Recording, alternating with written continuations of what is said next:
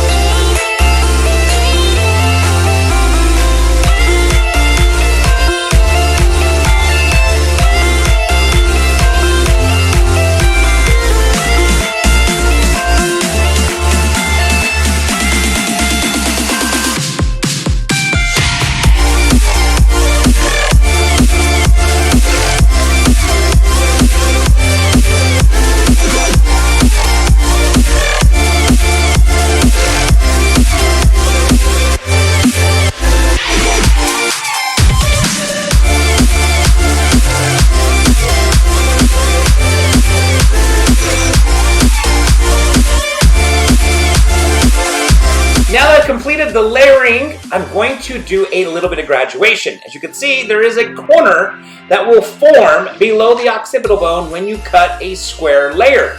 Think about it. The square shape has corners, so if you cut a square, you're going to get a corner. So I'm going to go through and round off that little tiny corner, which is going to create some graduation, which will create some nice volume on the lower half of this haircut.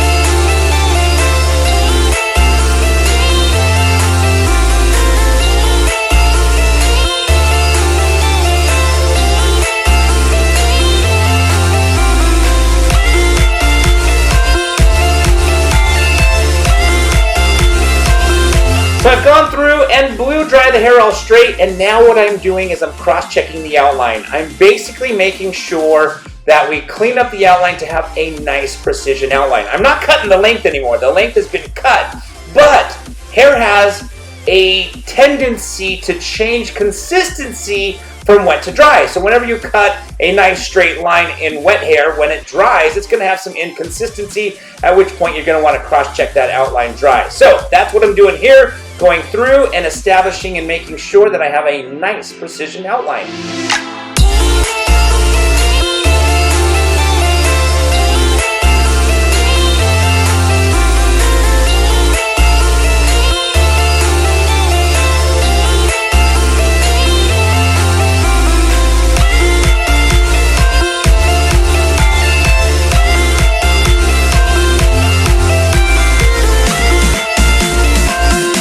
Alright, so not a whole lot to explain here. It is just now time to cut the outline for the bang/fringe area.